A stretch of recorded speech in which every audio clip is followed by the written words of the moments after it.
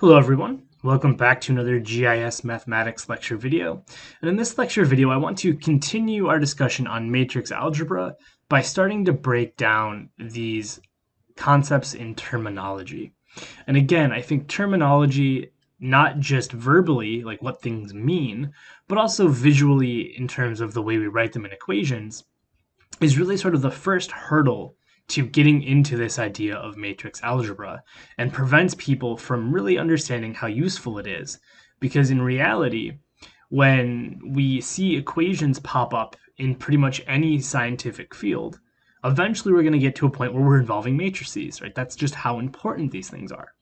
And so understanding what a scalar, vector, and a matrix are, and how we define the dimensions of a matrix, are really going to be important going forward. So let's go ahead and just quickly break down what some of these terms mean. So the first thing I want to do is I want to talk about this idea of a scalar. And I'm actually going to slide over here just a little bit so we have a little bit more room to work with here. Okay. So let's talk about this idea of a scalar. Right. So a scalar in matrix algebra is just a number.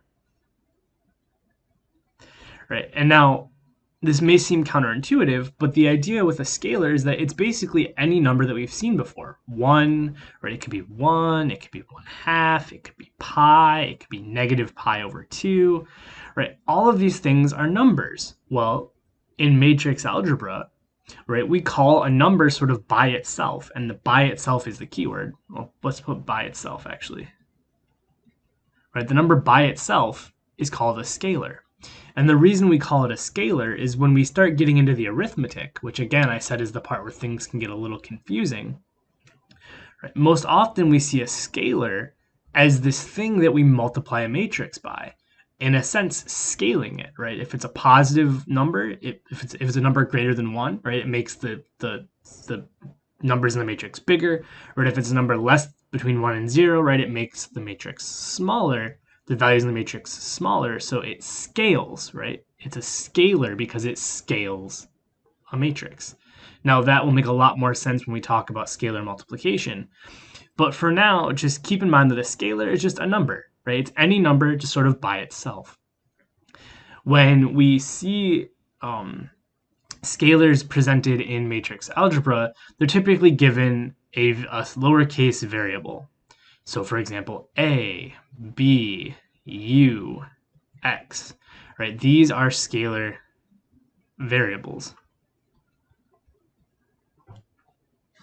Right, so when we see a scalar in algebra, it's designated as a lowercase letter. And so if you think about it, that actually does kind of match with what we've seen before, right? Whenever we were dealing with x's or y's or anything like that, right, they were always lowercase.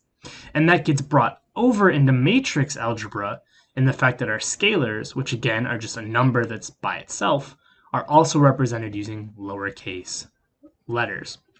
Okay? So hopefully that makes sense.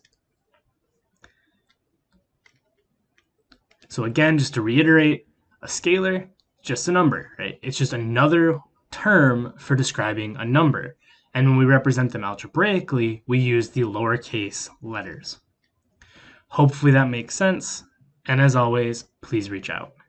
Thank you.